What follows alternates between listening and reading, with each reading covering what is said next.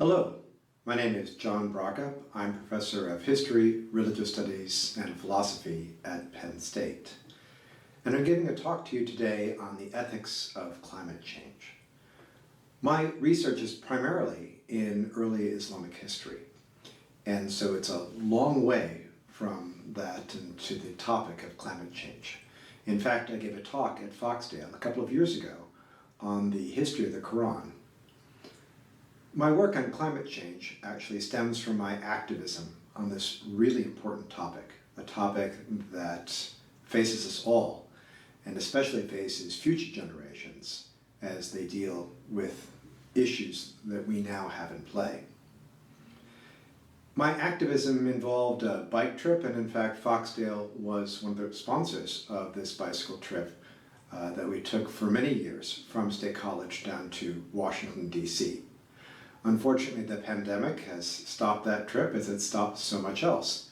And in fact, here I am talking to you via video instead of talking to you live. We hope that this improves, and we hope that climate change is an issue that we can address so that future generations do not have to.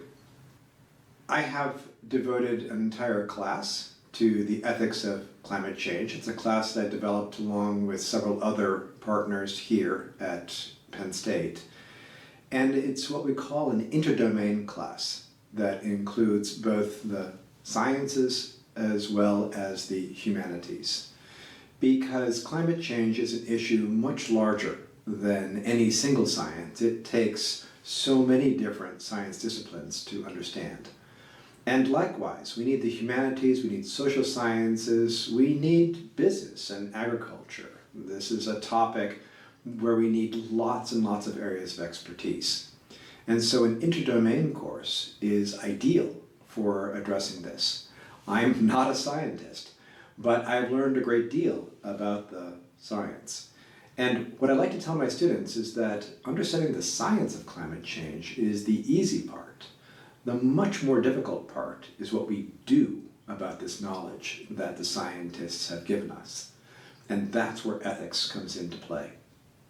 So what I want to do today is actually not focus very much on the science or even on the single question about what we should do, because that's fairly simple. I'll give you an overview of that and outline that. But the primary focus of my talk today is on what we do and how we make choices going ahead. I want to suggest to you that this decade of the 2020s, the next 10 years as we go forward, is perhaps one of the most important decades in human history so far, because we have an opportunity to make choices and to set up a future of abundance and purity of air and water and flourishing of the relationship between humans and other animals and plants and other beings on this planet. We have an opportunity in the next 10 years to make a difference, and that, I think, imposes particular duties and responsibilities on us. So I do mean to leave you with a message of hope today. I think there is a great deal of room for hope. I think the world in which we live in now is not all lost, and that there's much good that we can preserve and conserve for future generations. So I'm not going to review the whole science of climate change. The basics are known: carbon dioxide is rising and the climate is warming. But what I want to remind us is the history of this science, because we've known all the way back to the 19th century that carbon dioxide was part of the greenhouse effect, an important part of the greenhouse effect that maintains the planet's warmth despite the cold space that we live in. The greenhouse effect of the atmosphere effectively traps radiation from leaving the Earth, and carbon dioxide is a key part of this, even though it's a trace gas. But the rising carbon dioxide levels first raised concerns with scientists in the 1950s, and that's when they established an observatory to actually directly measure greenhouse gas concentrations, specifically carbon dioxide concentrations, on Mauna Loa in Hawaii. And this observatory gives us very good numbers going all the way back then to the late 1950s, when the concentration was already above what we know to be pre-industrial levels of between 180 and 280 parts per million. So this rise in carbon dioxide was of concern to scientists. They took many years of measurements and then contacted President Johnson, who actually reported to Congress in 1965 about rising carbon dioxide and the possible effect on the atmosphere. I have seen this document. He wrote this report in 1965. Count it, that's 56 years ago. Now, Congress acted slowly, and there were a number of different reviews and such, and finally the National Academy of Sciences was tasked with the job. And note when this is. This is during the Reagan administration, when the National Academy of Sciences produced a report in 1983 on the changing climate. So at least since the 80s, we have had a scientific review of the evidence that suggested this is of major concern, and the National Academy of Sciences and the government pushed for the establishment of an intergovernmental panel on climate change. That is the main body of international scientists reviewing the evidence from a whole range of scientific studies. So the US was absolutely at the forefront of climate science, as it still remains to be today. And the first report from this Intergovernmental Panel on Climate Change was in 1990. Again, that's more than 30 years ago, under the first Bush administration. And at the Rio Earth Summit in 1992, an event that some of you may remember, as do I, President Bush promised action on climate change. And again, you can see his actual speech. It's available on YouTube, The Wonders of the World, where you can see President Bush talking about the importance of acting on climate change. The US Senate, and again, it was George H.W. Bush who pushed for the US Senate to ratify the United Nations Framework Convention on Climate Change, the UNFCCC. And it is, in fact, this document that is the basis for all of the different international work that's been done since that point, including the Paris Agreement. So again, it's terribly important to understand that these advances were all done under Republican administrations. By the way, the EPA was also established under Richard Nixon. So this change of climate change into a partisan issue is something that is really part of recent history, because it was not the case back in the 1990s. There have been 5 assessment reports from the United Nations. The most recent was in 2014. There was an interim report, very important, sent out in 2018, and the 5th assessment is due out very soon. This science is well established then, going back at least until the 80s. And the inaction of the world points us to the fact that this now is an ethical issue. It's not a matter of the science, it's a matter of what we should do and how. And as we look at the different ways of thinking about ethics, all of them point to the same conclusion. So it's not really a question of whether we should act, because when we look at climate change from the position of duties and obligations, it's very clear. Climate justice demands that those who have benefited from the production of greenhouse gases through the burning of fossil fuels, and that is us, for example, as well as Europe historically, now China, that those who have benefited from this ought to take responsibility for their actions and for the harm that they've caused both in the present and to future generations.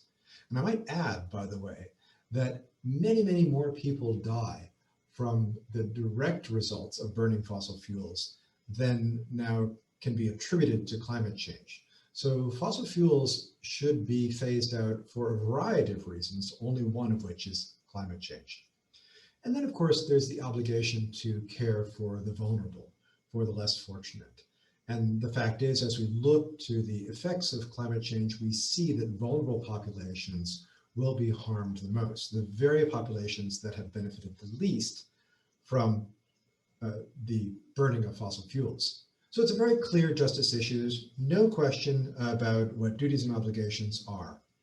If we look at utilitarian views, another way of thinking about ethics, and we do a cost-benefit analysis, considering short-term loss, perhaps with a carbon tax, for example, versus long-term gain. It's quite clear from any utilitarian analysis that we should absolutely impose a carbon tax. We should have done this 3 decades ago, if not more, and we would have been better off if we had. And William Nordhaus, the Nobel Prize-winning economist, spearheaded this work. He's a very conservative economist, by the way, who made it quite clear that even taking these short-term timeframes that economists use, a maximum of 30 years, that the benefits far outweigh the short-term costs. And of course, utilitarians are interested in expanding the ethical viewpoint to make sure that all are concerned. When it was originally proposed, utilitarianism from Jeremy Bentham was meant as a way for us to pay attention to individuals who may not otherwise count in ethical analysis. This encourages us really to expand our ethical landscape beyond just these traditional ways of looking at things, which, again, by themselves already demand action.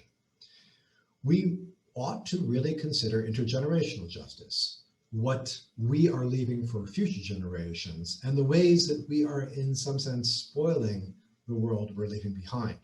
That was one of the first rules I learned in scouting, is that when you leave a campsite, leave it in better shape than you found it. This is something I think that a lot of us have grown up with, and a desire we have to leave to future generations a better world. Right now, that is not the case. And so there's an opportunity to expand our ideas of justice, not just the more vulnerable who are alive today, but to future generations as well. Should we also consider voices of animals? If you will, who speaks for the trees? Who speaks for plant life? Who speaks for the reefs and for biodiversity? We can come up with ethical ways of thinking about these others, not just limiting ourselves to human beings, because in fact, climate change is affecting us all, is affecting all life on the planet. And in this, ethics can help develop in us a moral imagination, by which I mean a challenge for us to change the very framework through which we're looking at this issue. In a way, this is a gift. We have the opportunity to do something truly important with the next 10 years of our lives. We have an opportunity to make a real difference in human history. It's not going to be easy, but in a sense, it's really exciting. And consider the fact that we alone have the opportunity to make changes that most people in the world do not. The vast majority of countries on the world today have a very small carbon footprint. They make almost no contribution to the worldwide production of greenhouse gases. We in the US are not the largest emitters, that would be China, but we are some of the largest historical emitters. And when you figure in the production of many of our goods that are produced in China, then we can also be said to be responsible for some of the carbon footprint of China, because we import so many finished goods from that country. So we have enormous influence Imagine for a minute that you're from a country like Senegal or the Maldives or Costa Rica or Iceland, places that have a negligible carbon footprint. And you really don't have the ability to influence other countries at all. All you can do is watch, perhaps in horror, as you see countries like the US and China continuing to produce huge amounts of greenhouse gases, fundamentally changing the makeup of the atmosphere and the chemistry of the ocean, without any ability to affect a difference. So we have the ability. We are not from those countries. We are from a country where we do have the possibility of making these changes. And so that should give us a sense of hope, but I hope also a sense of responsibility, that the actions that we undertake are not on our behalf alone, not just on the behalf of other countries and other people who are alive now, but on the behalf of generations to come. I want to suggest to you that the next 10 years matter more. By which I mean, we can take the projections from the Intergovernmental Panel on Climate Change and other bodies, and we see that the major effects that we're going to notice, that we are noticing already from climate change, include sea level rise, weather weirding, greater cycles of drought and sudden heavy rainfalls, as well as rising temperatures. All these are well documented and to be expected. Although again, any single storm is very difficult to attribute to climate change.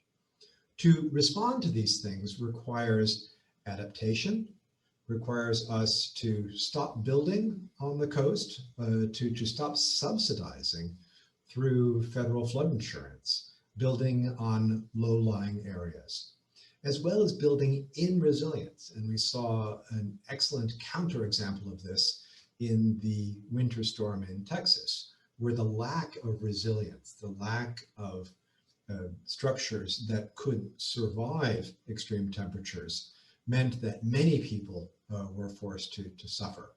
So this is a very important thing to do, to adapt and to build in resilience. I want to suggest to you, however, that when we focus on these issues of adaptation, we do not want to lose sight of the important dictum to prevent harm. We must reduce our carbon footprint. We must reduce our greenhouse gases and reduce them now. And we are the only generation that can do this. Now, let me take a moment here to address this question as to our motivation for acting in the next 10 years, for considering this decade of the 2020s the most important decade. And it's not because of some scary tipping point that we see in the offing, some large explosion of methane, whether coming from the Arctic tundra or from methane clathrates deep in the ocean floor, because these tipping points are ultimately unforeseeable. No, it's because of what we can actually foresee, that we know that this 10 years is our opportunity to shift the burden away from future generations and frankly onto ourselves, making this fundamental move away from fossil fuels and toward alternative energy has the effect of focusing our attention on the changes we can make that will have the biggest and most far-reaching implications. It does mean that there are a few other things that are terribly important, but should not have that same level of importance as this matter of shifting our energy system and ultimately the way that we live our lives in this fundamental Part of way. the problem is that as we look into the future and we imagine what the pathway would be to limit ourselves to a 2 degrees centigrade rise, and that's this blue band here, or a chance yet to stay to 1.5 degrees, which is, by the way, exceedingly unlikely, we see that we not only have to have a 50% reduction within the next 10 years. So this is enormous, right? A 50% reduction in greenhouse gases within the next 10 years. But that by 2050, we have to go below zero. And what this means is that we need to be sequestering carbon dioxide, taking carbon dioxide out of the atmosphere and sequestering it, injecting it into the earth at an enormous rate. And note that this rate increases over time. I want to point out, we do not have this technology.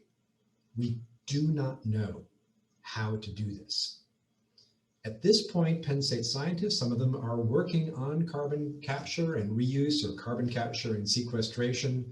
And they can do this with small amounts, especially high concentration of, say, tailpipe emissions or smokestack emissions. But to actually take carbon dioxide out of the atmosphere on a large scale is unknown and would require an enormous amount of energy. So this scenario is pie in the sky. We don't know how to do this, and we need to know how to do this. Whether we succeed or not will be known in the next 10 years. Right now, in 2021, we are still within the guidelines because we're about at 37. We never did get up to 40. So we're about at 37 gigatons of carbon dioxide per year. And the direction this needs to go is very severe indeed. So what are then the immediate actions that we can take? Locally, obviously, we should begin looking locally. And I know that at Foxdale, you have a really active environmental group, that you've been already looking at your carbon footprint, and that you have taken actions. The tendency always is to begin at home, and I think that's a reasonable thing to do. But we can also leverage our actions and tell that story to others. So how can you take what you've learned from your activities at Foxdale and spread that out, encourage others to follow suit? Penn State is another example of this. In fact, Penn State has reduced its greenhouse gases, its carbon footprint enormously from its peak back in 2003. So you look at this here, and it's really amazing that Penn State, and this is system-wide, University Park and all the Commonwealth campuses, and Penn State has a clear plan to get down what is actually a 50% reduction by 2022. So not bad. But how many people actually know this? How many people are aware of all the work that Penn State's put into getting to this point? This story needs to be told because it demonstrates that this kind of reduction is in fact possible at a major university that, by the way, continues to add more square footage of office and classroom space. When we expand a little bit to look at the county, we know that our own sewer and water authority, the University Area Joint Authority, actually, because it's a utility, has now built solar panels. There's a tremendous solar farm that's been built on sewer authority property out near the mall. And that offsets a lot of the energy that it takes to treat the sewage from the area. Again, that story has not been told nearly enough. There are right now climate action plans in place in Ferguson Township and State College, and there is a larger forum being planned for April 13th. I hope you all will attend that. Climate action plans are being implemented across the state.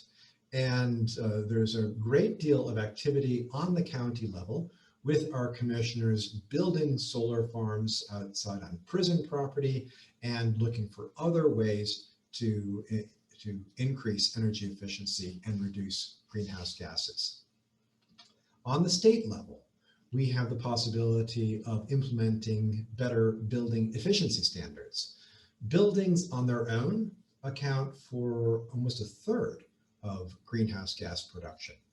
And so greater efficiency in new buildings with, say, LEED certification and the Green Building Challenge and other things that actually encourage folks to reach to a higher level in terms of energy efficiency.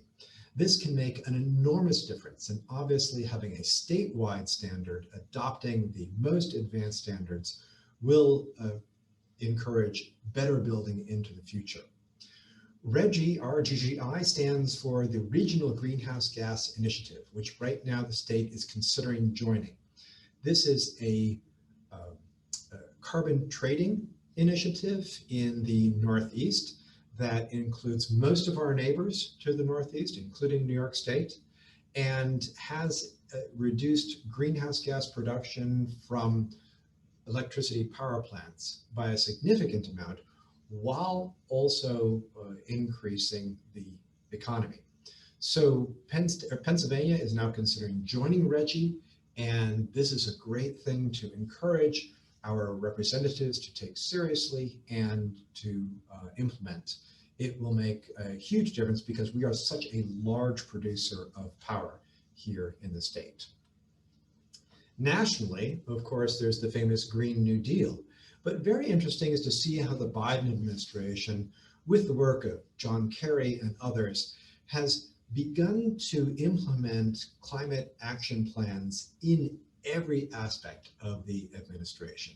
And this is terribly important. If you've ever been to Washington, D.C., you know that the buildings, the very buildings that house Congress, are terribly inefficient. That most of Washington, downtown Washington, is run on a coal-fired power plant. So there's a great deal that our government can do to reduce its own greenhouse gases, as well as to influence through legislation the conversion of the US energy grid from one based on fossil fuels to one based on renewable energy. And of course, there are so many, many areas that must be taken into account. Here locally, of course, we are an agricultural and a forestry area, and the role of agriculture in greenhouse gases is tremendously important. There are great strides to make. That is part of legislation being considered in the Green New Deal and in other areas. And so we really need to have this government support of these actions. It is not enough to have Foxdale, to have Penn State, to have me work on energy efficiency. We must be working on this on a national and, in fact, an international level. And as my last example, and we all have different possibilities. Some of us have more international connections than others. Some of us are more engaged locally than others. I like to say climate change is a big enough problem that you can engage at any one of these levels. But internationally, the Green Climate Fund, which is part of the Paris Accord, is one of the most important and innovative aspects of the Paris climate deal, one that really doesn't get a lot of attention, unfortunately. The US is a major contributor to this Green Climate Fund, which works with smaller countries, less developed countries, to help move them from dependence on fossil fuels to developing their alternative energy infrastructure. And let me give you just one example of a country in West Africa called Senegal, where the electricity grid actually only reaches to about half the population. So the whole eastern side of Senegal has no access to electricity. And one of the things this does is it encourages in-migration from those rural areas to the population centers on the western coast.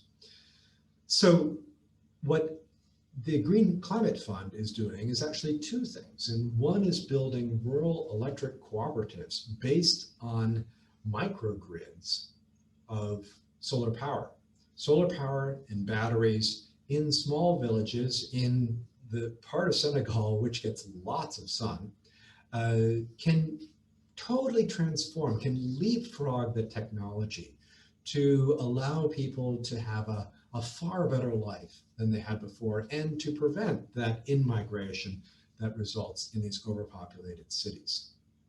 Moreover, Senegal had a deal with a Swedish company to develop a coal-fired power plant. Its electricity grid is based primarily on imported oil. It was going to be adding power plants based on coal. Now, let's take a step back and understand that the amounts we're talking about in terms of greenhouse gas productions are minuscule compared to, say, Pennsylvania, for example. Nonetheless, instead of that, they're building the largest wind farm in West Africa and developing their own offshore natural gas resources. Natural gas, of course, is still a fossil fuel, but it's much better than burning coal, not to mention burning imported coal. So these sorts of changes in a place like Senegal can help to raise that local standard of living, improve their lives, and even though the overall effect on greenhouse gases worldwide is nothing compared to the effect that we can have here in Pennsylvania by reducing our greenhouse gases, it is a tremendously important step for these people. Finally, thinking about climate change and our actions on climate change and the history of our dependence on fossil fuels helps focus us on what really matters in life. And for many people, this is also a benefit of the pandemic, being forced to leave our daily routine and consider what matters. And for a lot of us, what matters is relationships, the ability to be with others, our family, our friends. All these things are far more valuable than what we get from wealth. And thinking about this, relationships don't cost carbon. When we look back in history and we think about how previous generations gathered together around fires, around the hearth, around meals, all these things are still very possible in a low carbon world, are immediately accessible to us, even if we don't have solar panels, because sharing a meal together is a great low carbon lifestyle, far better than flying down to Florida and taking a cruise around the Caribbean, which, by the way, costs an enormous amount of carbon. So reconsidering what is important to us in life is a part of this. And in that, the notion of our place on this planet within an incredibly biodiverse world, understanding that we are here as part of this web of life, and our desire to be efficient in getting to the next place faster, in developing the ability to make more widgets per hour, or to consume more information and more video, is not as long lasting and not as important as the ability to preserve the biodiversity of a forest or a reef or the incredible diversity of wetlands. This is something that is part of the wealth of the planet itself. And so thinking about what a meaningful life is and passing that on to the next generation, but also learning from them about what ultimately matters. Whether this for you is in religious terms or not, I think we can all agree that it need not be based on an intense production of fossil fuels. So, just as a closing thought, this pandemic has demonstrated that there are benefits to being older. And one is that we realize that a year or two of weathering the storm of this pandemic is worth it because we've lived on this earth for a number of decades. I'm nearly 60, so I'm not that much younger than most of you. Whereas for the younger generation, a year, especially if they've missed some of the major transitions of high school or college, can be really devastating.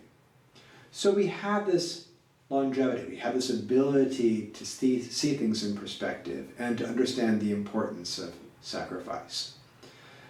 The fact that we can make changes now, that we can put an effort in that will really make a difference for the future, is also enormously gratifying because it gives meaning to our lives. We're not just out to get to the next career goal. I'm pretty much done with my career. But the opportunity to do something that matters and that will matter for future generations is enormously gratifying. So I do have hope. I think that we can make a difference, and I think there's a lot of good still here and worth saving. I'm really sorry that we don't have a chance to talk with one another. My favorite part of giving these talks is the opportunity to hear from you and to have an exchange of ideas with you. So please don't hesitate to contact me with questions or comments that you may have about this talk. The best way to do that is by email at brockop@psu.edu. That's brockop@psu.edu. I still look forward to hearing from you, and I do hope that we have a chance to sit down and visit once again soon.